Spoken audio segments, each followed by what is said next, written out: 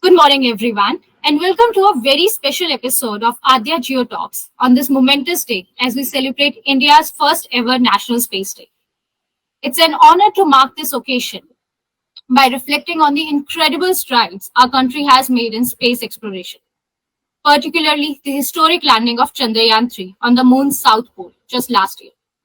Our tagline this year is Touching Lives While Touching the Moon, India's Space Saga, resonates deeply with the spirit of discovery and the relentless pursuit of knowledge that drives not just our space missions, but all scientific endeavors.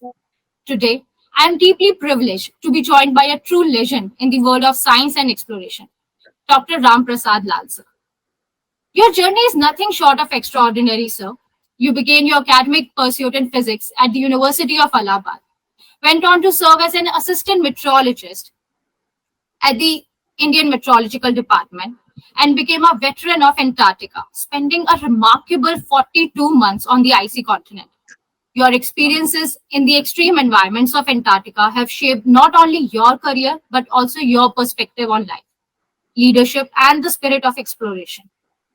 Later in your career, you expanded your horizons further, earning an MBA and serving as a consultant in various government organizations. Today, you continue to inspire many as a public speaker and science communicator. Sir, it's an absolute honor to have you with us today. Thank you. Thank you for inviting me. I'm really happy and privileged that our meeting in Delhi continued further, and now we are again on AADYA GEO Talks. I'm so happy to have you here, sir. So, sir, your journey began at the University of Allahabad, where you studied physics. Could you take us back to those years, how you transitioned into physics, and first of all, why you chose physics as your career and then transition into meteorology and then to Antarctica? Yes. After doing BSc, it was I wanted to go for engineering. But I could not get admission in JK Institute of Applied Physics in Allahabad. So physics was the closest to the engineering. That was the reason why I chose physics. And you know that I was the last but one person in the list in joining the physics. So, Okay. So this was a challenge for me to do MSc in physics. So that was the reason why I chose physics. And why I went to IMD, that is different story. In fact, I wanted to become IAS. Okay. Firstly, I wanted to become armed forces officers. I tried for Navy. I got selected, but I became unfit in medical. Then I tried for IAS. And while appearing in the main IAS, I applied for this post in IMD. So after 2 papers, I left IAS exam and thought that I will apply next time. And then appeared in this exam, and through UPSC, I got selected. This way I reached IMD, and I could not become IAS. And in IMD, I got the opportunity to go to Antarctica. And rest is the story, history. Okay. So what was the project for Antarctica at IMD? I believe that you were one of the pioneers in that, and you are one of the first people who went to Antarctica from India, I believe. No, it is not like that. Okay. In fact, India's Antarctic program started in 1981. Okay. And IMD was a part of every expedition since then. So IMD job in the expedition was as a meteorologist to provide forecast to the expedition team. And next job was to collect the meteorological data so that it can be transferred to the WMO for climate monitoring and other things. And then we started measuring, from 87, we started measuring vertical ozone. So ozone measurement was another addition into that. Okay. So this way, in 1998, we started another, we installed the Brewer spectrometer. That was another addition to the IMD program. So basically, IMD worked there as a weather forecaster and as a meteorological data collector, adding to the effort of the climate change monitoring. Okay. Okay. So, sir, my next question is like spending 42 months in Antarctica. How was it like? Like, It was like living in a Delhi or anywhere place because this is a mindset. Once okay. you decide, once you decided you are going to Antarctica, Hmm. so your mindset become then. And slowly, earlier we used to go by ship, Yes, so it sir. used to take 25 days. So in 25 days, you mentally condition with the time and with the temperature and so. And in Antarctica, it is a very set routine. Okay. Early morning, you get up, Hmm. you take your breakfast, tea, and they come for the meeting at 9 o'clock. Hmm. Then there is a leaders briefing for every team member. We discuss what you did yesterday, what you are going to do if there was any problem, Hmm. then how to solve. Do you need any assistance like this? So this way the life goes there. Then in between we have the station duty, the station maintenance duty that everybody has to do. Hmm. This way we keep ourselves quite engaged every day, Hmm. and we have the provision for the entertainment also. We have the very good audio video library. We have very good physical library also. So Okay. we have the sports facility also, indoor sports facility. So this way we keep the people engaged Hmm. and keep so that there is no isolation effect. Hmm. So this way we the life go in Antarctica goes very smoothly. Anything more you want to know about Antarctic? How we stay there? Hmm. So we stay there in a station. Station is built. Hmm. This is a 25 room facility. You were at Maitri station, am I I right? was in Metri station. Hmm. So in everybody is given a single room. Hmm. So that is your area Yes, sir. where you, and there in addition there are the other genetic station, laboratories, and then lounge, and then kitchen, and then the lot of infrastructure is there. So Hmm. there is no issue. Only issue is you have to be vigilant Yes. and you have to be very alert every time Hmm. so that neither you harm yourself nor others are harmed by your actions. Hmm. So that way we, as a team, we work there. Okay. And sir, if I can ask you, like, what was life in such an extreme environment? Like, the infrastructure was good. The you said that you get acclimatized while you're on your 25 days of journey. But how was the extreme environment? Extreme Was it environment, challenging physically yeah, or? yes, it is there Hmm. because from the in January and December, their temperature is quite comfortable. It goes up to -4, -5. Okay. So that is comfortable. Hmm. Thereafter, temperatures start dropping. Hmm. And we have the special clothing. So going outside, working outside is no issue. Hmm.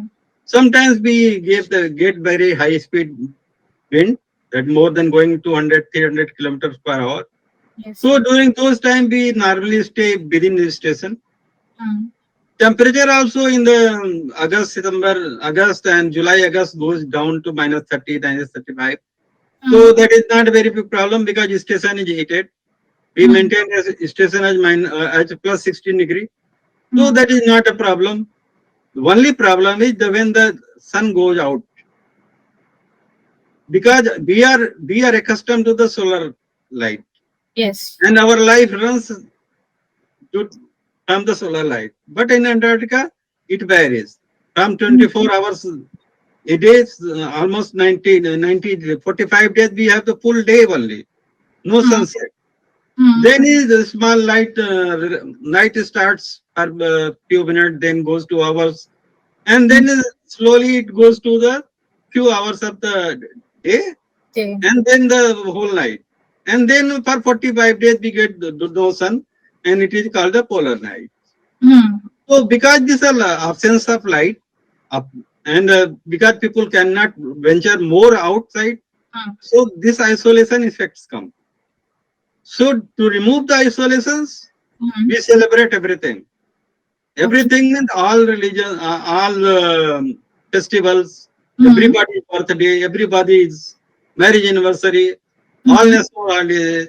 Then we have the nearby station, the Russian station, Novolajaskaya. They used to go there to just mix the people. So this way we remove our isolation, and this is the way how we go to this process.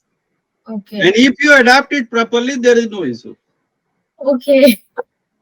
So, sir, how did you and your team cope up with the isolation? Oh, you said that you celebrate all kinds of festivals, but have you ever seen any of your teammate going through like not handling it properly mentally? Yes. Was there any problem sometime? Yes, it happens. People become the impatient. Because once the summer team leaves, you feel that you are left alone. Yes. And another issue is that you know that there no supply, no support is going to come for next 9 months. Yes. So there is a mental anxiety there. So this causes sometimes fight between the people, fight with the leader. So this happens because if a small spark triggers the conversation. Yes. And because you are in a confined environment, that conversation multiplies. So that is the job of leader to quell it down, bring the situation under control, and then pacify the person that why it is happening. Because sometimes people don't try to understand what is happening, why it is happening. Yes. So you have to tell them the why it is happening, and you are safe here. There is no issue. You talk with your family. You get the letter from your family. So this way the people are engaged and kept within control. Okay, that's quite interesting and helping for people who live in isolation, be it on polar regions or be it in space. Sir, how you can draw parallels between Antarctica and between space missions? Because there also you have a team of like 4 or 5 people at ISS, and we are planning to go on Moon and Mars and other rocky planets. So how you can draw parallels between Antarctica and between space missions? Normally, people say that Antarctica and space mission are similar, but it is not like that. In Antarctica, you have a team of 10, 20 people there with you. Yes. Then you have the facility to go out, move around. But in space, you are 4, 5 people and confined within that spacecraft. Yes. So one thing common is that is isolation. Another thing is the communication. You don't have so much facility in this space to communicate people. But in Antarctica, you have those. Another issue is supply. If it is not planned properly, it is a problem. So just like the recent case of the William, you see, Yes. the spacecraft is stuck there. They are unable to come. There are technical problems. So these are the things which has to be taken care. The same thing in Antarctica also. So Antarctica is planned in 3 phases. First, the leader who is camping there, he plans that what is required next year. Then the leader who is going to be the command the station, he takes care and he tried to know that what the problem was there, how they have solved, whether supply or sufficient. And next, when you on the board to ship, you assess what is required there. So this way, all your logistic situations are, but in space it is not there. Space, once you launch, whatever is there, you have to be there. Yes. Then if there is any emergency, in Antarctica, there are some possibilities that you can be evacuated, but not in the winters. Especially for India, it is not possible, but you see they have the evacuation in winter also. But from space, it is very difficult. It is time taking. In the current situation, Williams may come back in February 25 because the trip was planned for 10 days only. Yes. So space missions are much more complicated and more money intensive Yes, sir. and technology intensive. But Antarctica is not that intensive regarding finances, and the supports are there, because if there is problem, something can be done, but not always. Yes, because with the Sunita Williams case, medical or the doctors are saying that there will be a bone density loss and there will be Yes. many health concerns regarding her. But for Antarctica, I believe there's only problem with the radiation, which every scientist or professional who goes to Antarctica goes through. Like that happens in every polar region, but in Antarctica, they say ki radiation affects a lot on your body. No, So is it it is not like that. okay? No, it is not. It is not. It is not like that. Radiation, the ultraviolet radiation is more there. Hmm. So we use the protective goggles and the clothings. So Hmm. from that you are very much secured. But Yeah. other problems are there. Suppose you got an accident, Hmm. you got a fracture. Hmm. So one doctor is always there, Hmm. but that doctor also has a limitations. Hmm. There has surgery has been done, but the limitation is there. But in space that is not available. Yes. In Antarctica, you can get the telemedicine consultation with the mainland, Mainland. Hmm. and you can ask the supply from nearby station if it is there. Hmm. But that facility is not available in this space. So space is much more complicated and much more. It should be much more programmed, much better way, Hmm. without leaving any chance for the misstep to happen or anything to happen. Because there is no way to approach and reach and ask for supply or Hmm. assistance. Yes. So, sir, my next question is leadership is crucial in these environments. As you said, the team has to prepare what will be the program for um, Yeah. this project and then for the next project as well. So, leadership is crucial in environments like Antarctica, to space exploration, and every management or every area we can think of. So, how this experience in Antarctica helps decision making? And how it can be utilized to other sectors as well where decision making under pressure is vital. See, you see, the leadership in Antarctica required strategic thinking. Yes. Strategic thinking means you have to plan what you are going to do, Hmm. and you have to alternate plans also. Hmm. So if you have planned this way, because it is said that all planning goes haywire when you Hmm. have the problems. Yes. Because problem doesn't come as you plan. It Yes. comes in any way. Hmm. So that is strategic thinking. Hmm. And that you should be very good planner. How to plan movement of your team, how Hmm. to plan the duties of every person's, so Hmm. that none's job is affected and all common jobs are done. Hmm. So next is effective communication.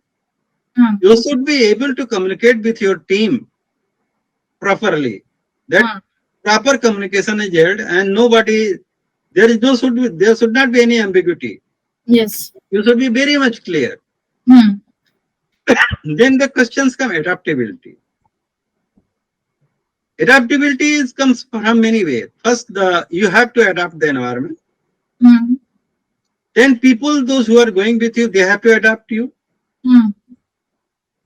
And the leader has to adapt everything, the Hmm. environment and people, Hmm. so that the people listen to him. So Yes. adaptability is another quality which is required, very much required in Antarctica, and this is much more required in the corporate world or others area. Hmm. Third thing is risk management. In Antarctica, there is always risk, Yes. and biggest risk is that your ship may be struck in the ice. This Hmm. happened. A helicopter by which you are going, that may crash. Hmm. Station may catch fire. Hmm. So for every eventuality, you have to be Right. ready that what is the next plan. Plan. So just like for firefighting, We know that in Antarctica, if there is a fire, it is very little probability that you can douse it. If it catches in the big building or station. So how we plan? There is a first plan is how we are going to firefight. So first we assign the teams that who is going to do what. Not everybody is going to do everything. Then we prepare a reserve stock for our survival. We earmark a hut where all the survival things get all supplies cut, so no fire should go there. So this way we mitigate the risk probability. If it happens, though how we are going. So another this is this thing then the emotional intelligence is required. You have to must be able to listen to everybody. You have to respond everybody to his satisfaction. This is this another quality of the leader which should be there. Then resilience. Resilience is very much required. You have to change the situation, innovate the situation as per the problems come, as the requirement comes. And suppose you have nothing, something is not there, then you have to improvise. So these all things are required. Then decisiveness. So we must be able to take decision immediately. Quick decision required. So the quick decision also is required in normal life also. So these are some of the qualities which are most essential. Then empathy. All these things are there that you should have to become a successful leader. So it's a very tough job, I must say. Like you have to get proper training and you have to be very calm in situation like this. Like you said, maybe the fire broke out or maybe there's a medical emergency. So one has to be very calm in these environments and think thoroughly and communicate properly, like what is required and what should be done. That's a great insight, sir. Yes, because there is no such training anywhere. Oh, so, okay. So you have to be on your own then. You have to be your own, but before going, your psychological profiling is done. Okay. So that you have the most of the qualities of leader. Then it is your experience which works there. So because I've been earlier twice as a member, so I was knowing how the things goes, how the leaders react. So I was much more prepared. So my team did not got any problems. And there is no expedition without problem, but there was no such problem that my people suffer. That's wonderful, sir. So, sir, after your time in Antarctica, you pursued an MBA and transitioned into a consulting role with the government organization. This is quite a shift, honestly, from Antarctica to consulting role. Was it because of the leadership qualities you have inhibited during your stay in Antarctica, or was it something else? No, when after coming back Antarctica, my department put me into the management role in administrations.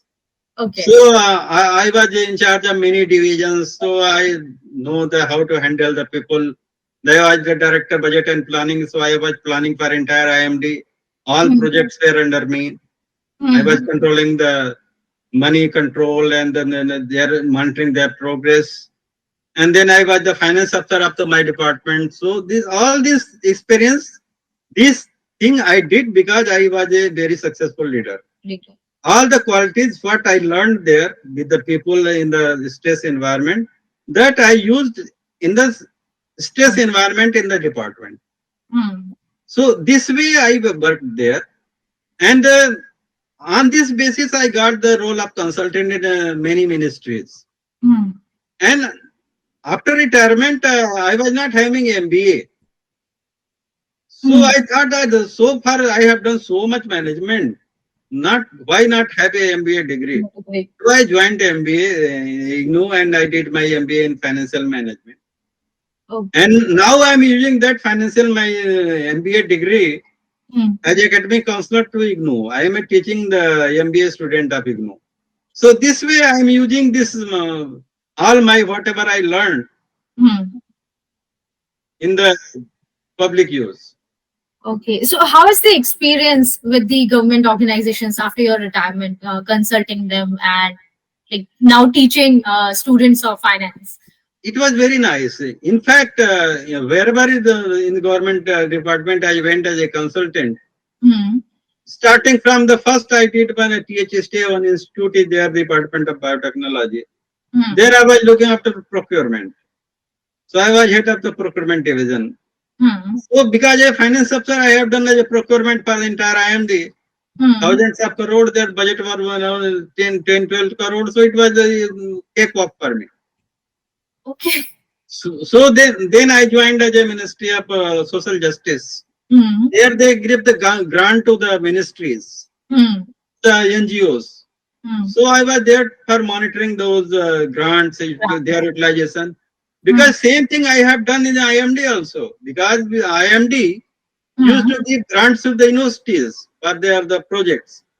So that also was not new for me. So this way everything was. Then I went to the Department of Pharmaceuticals. There also I was monitoring projects, sanctioning money. So this everything, whatever I did, that has a continuity in the career. Okay. So, sir, now you are a science communicator and public speaker, inspiring many with your journey. So, how important you believe is it for scientists to be a effective science communicator? Like, for instance, someone has rightly said that if you can explain a simple concept to a 5-year-old kid, it means that you know the concept. So, Yes. what do you think science communication helps a scientist or to anyone who's into public speaking or science communication? In fact, science communication is not very prominent in our country. Yes, And this is required. The public engagement is required. The scientists should be tell that what scientists are doing. Yes. How it is useful for our country, our people, and humanity as a whole. Yes. So that is the basic concept. The science, whatever science is doing, that is not for the earning money, not for a particular country. It is for entire humanity.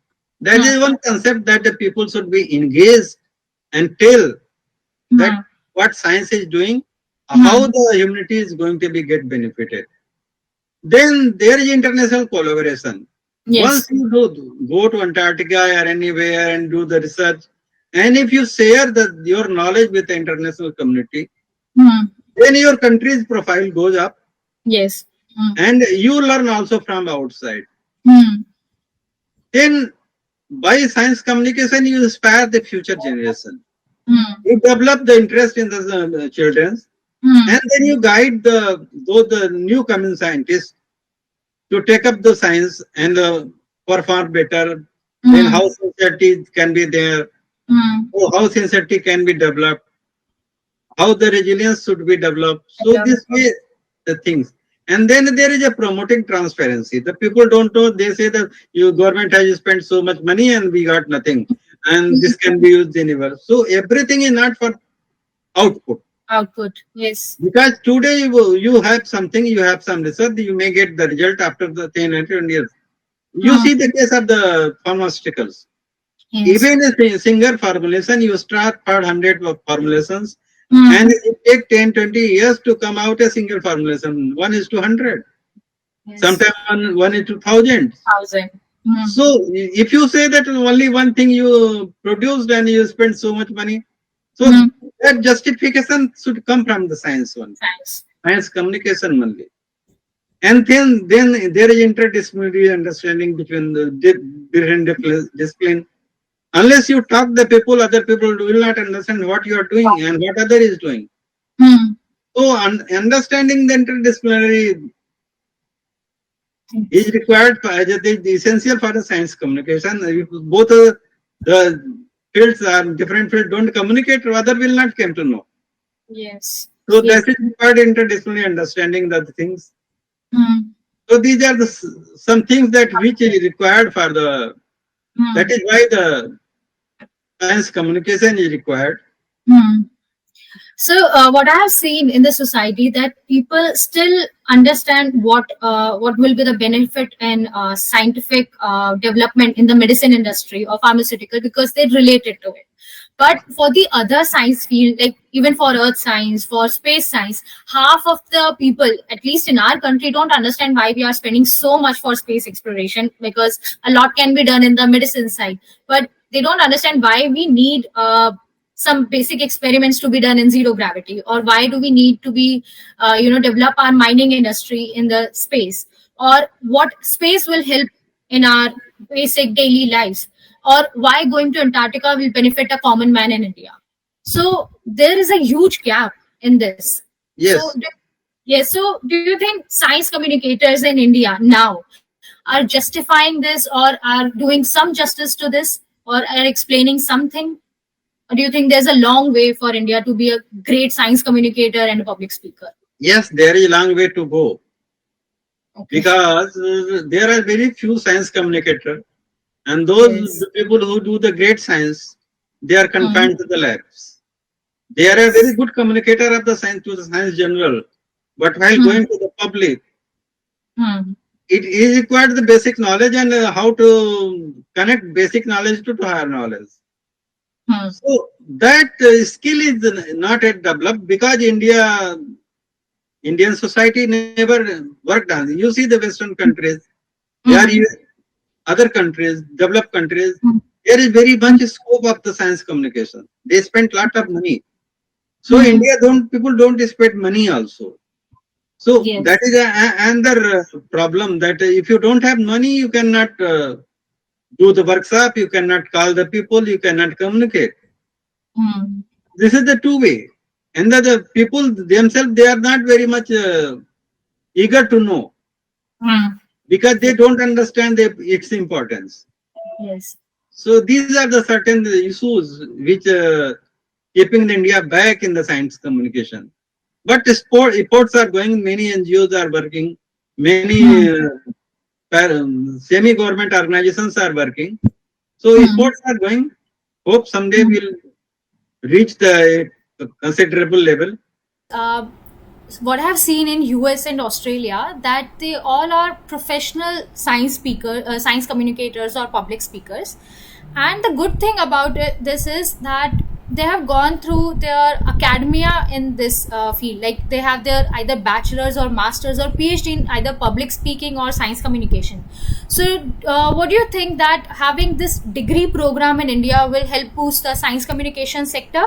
Or do you think if you have chosen some field, specifically science, physics honors, chemistry, earth science, or whatever, or at least when you are doing PhD, science communication should be a mandate subject in every field? Like you have chosen science, you have to science communicate. What do you think will help India, or what should be the next steps for India in science communication? In fact, as per the India, education is only for the jobs. Yes, sir. So if there are jobs, the people will choose the subject. Yes, sir. So in India, what is the job is there in mass communication? Yes, sir. So people mostly go in mass communication. So people are doing the degree masters in a mass communication, and that can be converted into the science communication also. The science communication can be the part of this. Yes, sir. Because I know that in Australia, one of the leader who was parallel in Australian Antarctic expedition station, she resigned from the job, and she is full-fledged science communicator. She is a full-fledged professional speaker. So there are opportunities are there. Since India opportunities are there, so people don't want to invest time and money there. Yes, so that is one of the reasons that even if they start, there will be no student there. There are so many branches in science where very few people join. Yes. And those join, they are not interested in to join there because they did not get anything else what they wanted, so they join there. So the complete mindset change is required. Yes, sir. So, sir, my next question is related to space science. That what do you think that where India is going in space exploration, with Chandrayaan 3 landing on South Pole, with every other mission every year, and now our astronauts are collaborating with NASA, and they will be on ISS soon. So, what do you think India is going with space exploration? What will be the next 5 years? India is moving fast forward. They don't need anyone's help now. Yes, sir. Because we are launching other satellite from India. Yes, sir. And we have already tested one moon landing once. So India can go ahead on its own. So India program in the space program is very promising. What I see from my point of view. And sir, like how lessons from Antarctica help us for future in space? Like those who have gone to Antarctica or to North Pole or like Arctic, and those who have been on these missions or analog missions per se, how these missions help us in better understanding of space? Antarctica expeditions don't add up to the space, but it is vice versa. Whatever technology we developed for the space, that can be used in the Antarctica, just like the water recycle. In Antarctica, water recycle is not a problem. Yes, sir. But in space, it is there. It is there. So, if the technology develop in the space, that can be used in the Antarctica also. Similarly, this can be used in the remote places also. Similarly, waste management. Yes, sir. Waste management, recycling, this technology, what is being developed for the space, they are much more used for the areas, just like Rajasthan where the water shortage is there. Yes, sir. Recycling you can do, because in Antarctica we don't do any much recycling. Only what we do, whatever trash we create there, we bring it back to India and for reprocessing or recycling. So nothing so big, technology development is not there in Antarctica, but whatever technology is being developed elsewhere, that is being used in Antarctica and Arctic expeditions.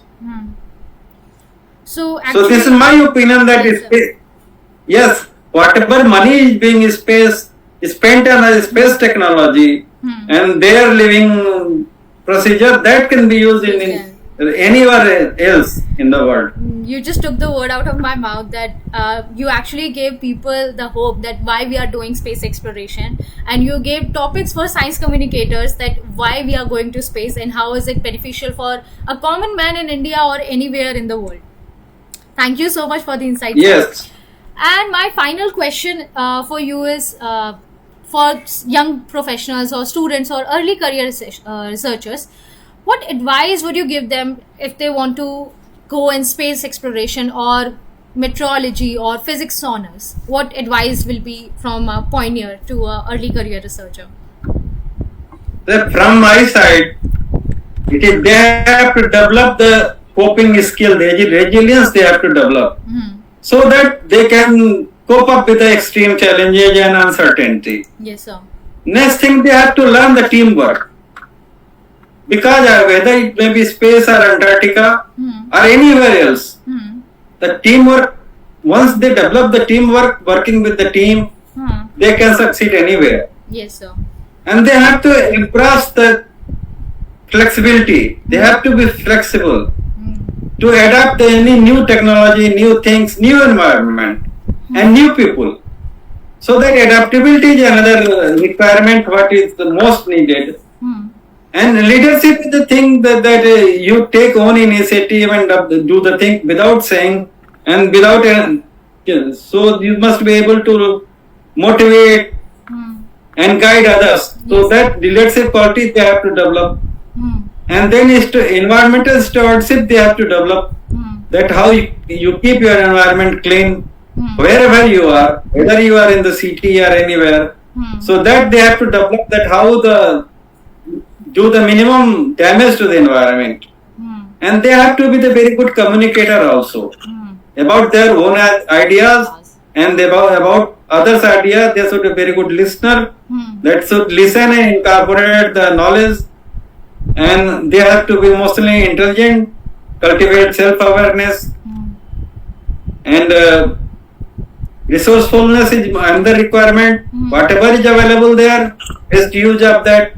So these are some things they have to develop, and developing these, they can do better in every area. Yes, sir. Whether they go to space or Antarctica, or even they work in the factory or in corporate office or in government office.